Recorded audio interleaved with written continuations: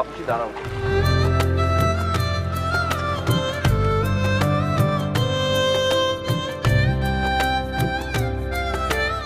দাঁড়াও তাপসী, সময় নেই।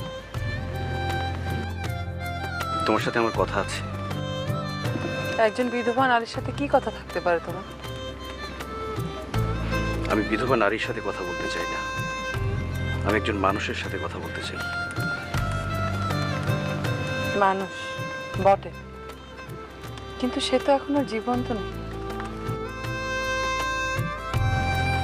এখন এই মানুষটা একটা জ্যান্ত লাশ।